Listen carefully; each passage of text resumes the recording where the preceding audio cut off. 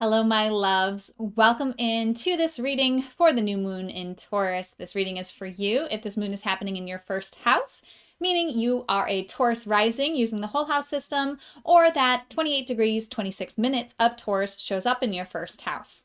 Welcome in. If you have not already watched the introduction to this reading and want to learn more about what it is that we're talking about here, please go ahead and do that. It's linked in the description and popping up on YouTube.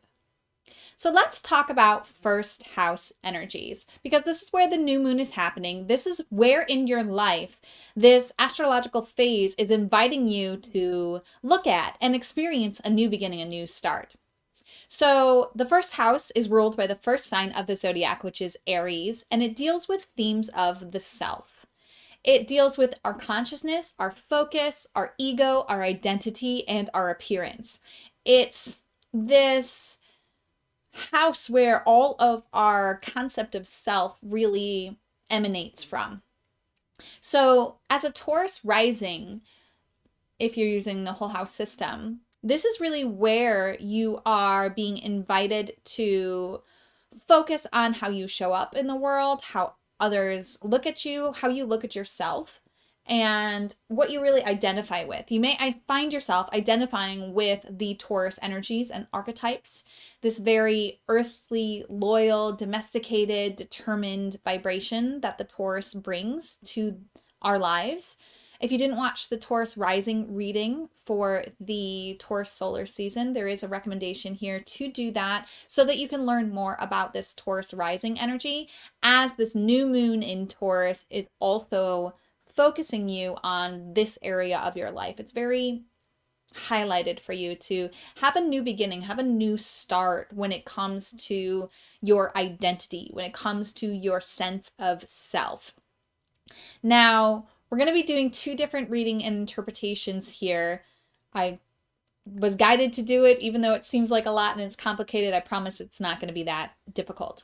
What we're going to do first is I'm going to invite you into a space for you to be open to receive an own instinctual, intuitive hit, because we're really going to ground with this Taurus energy and vibration your own sense of knowing how your body communicates to you, how your support team communicates to you, how your instinctual urges are talking to you, guiding you, interacting with you in a way that helps you to expand your knowledge of self.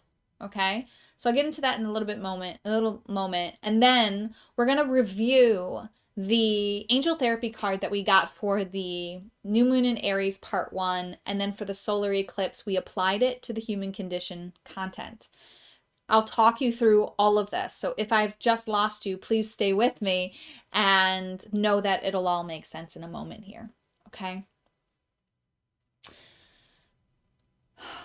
So first things first, I just invite you to open your heart to receive the guidance most aligned for you at this time. If you like to work with energies outside of yourself, you can call them in to be here with you at this moment in time. As you just take a few breaths, maybe even close your eyes if you want to, and just open yourself to have a experience within yourself of knowing what it is that these cards are guiding you to do. Just taking a few deep breaths to prepare yourself for this. And then I'm going to explain how to read these cards, because these karma cards are a little different than any other deck that I've used. And I'm using them a little bit differently than we're supposed to, but I kind of love how it's all coming together. Okay, you ready? Let's get into the reading. So here are the two cards for the moon, which is this first card here, and in Taurus, okay? And then last card that we're going to pull up, of course, is going to be in the first house, because the moon is in Taurus in the first house for you right now, and we're celebrating that energy. So to get our guidance and our advice and our understanding from this moon phase, what you're going to do is you're going to read the 3 lines all the way across the top. So the first line reads, defend your beliefs, and we're going to get the third part of that sentence in a moment. The second line reads, accept the costs of, and the third line reads, let your feelings tell you how to use the most direct way, and we'll get to that in a moment. So you read them across like this, okay? The first one represents the spiritual message for you. The second one represents the message about your mental energy, what to do within your mind realm. And the last message is going to be a physical message for you. Now, all three of these messages could be giving you information and advice, or one of them might stick out more than any of the others. Remember that the whole point of this from the Taurus new moon is it wants you to be able to feel physically in your body a visceral response to the advice that's coming through, and to have a knowing, a feeling, a sensation, a visualization, a connection that you are going to have. I'm not going to be able to interpret it. My interpretation will come with the angel therapy card. This is just for you to practice getting in touch with how these messages resonate for you, how your instincts communicate to you, how your support team really supports you in knowing what's best for you. No, not even knowing what's best for you, but guiding you towards what is most in alignment with your soul, with your instincts, with your heart, whatever words you use for your sense of self. Okay? Hope this makes sense. You guys are the first reading that we're doing, so I'm a little fresh to explaining how all this works. So once again, take a deep breath, because we're going to find out how to finish these sentences. Okay?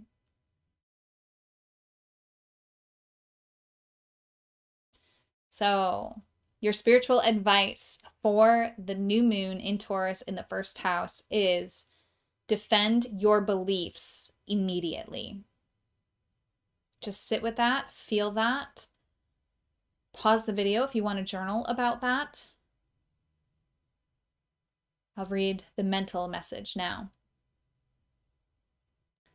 Accept the costs of the way you project yourself. Again, sit with it. Journal about it. Pause me if you want to take more time with it. Write down all associations, images, insights that you're getting at this time. Now I'll read the physical message. Let your feelings tell you how to use the most direct way, and do it on your own.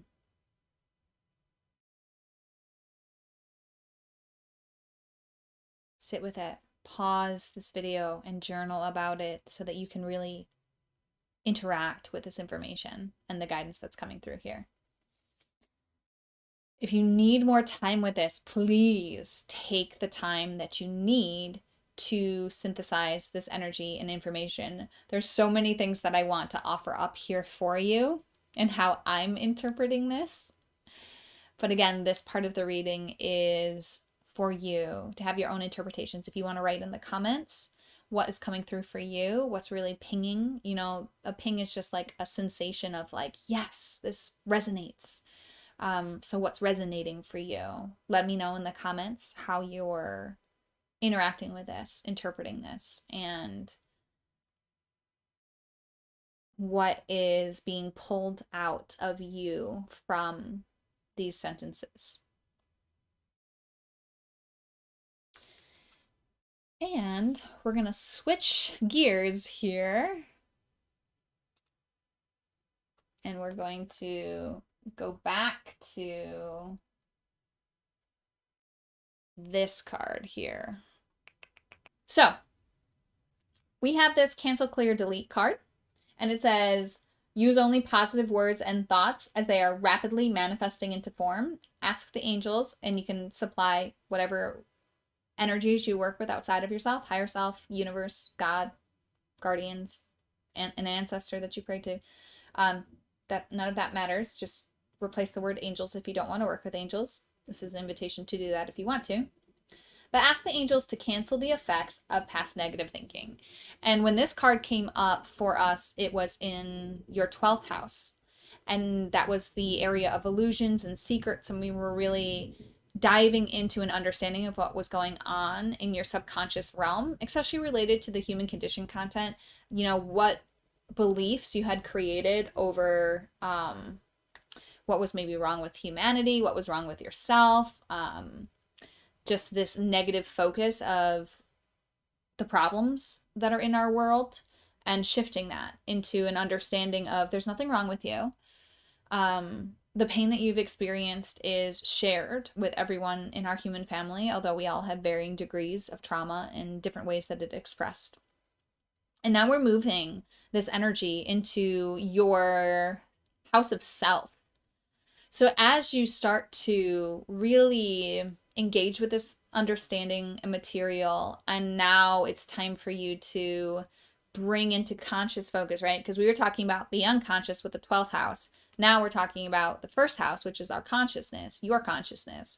And so my beautiful Taurus risings, or 28 degrees, 26 minutes Tauruses, or first housers, we are really recognizing how our thoughts and our focus create ourselves, right? We are made up of these tiny micro thoughts, beliefs, and whatever our inner dialogue is, whatever's going on in our unconscious realm, when we start to pay attention to it, when we start to shift it to things that we identify consciously with, right? So here's an example. You are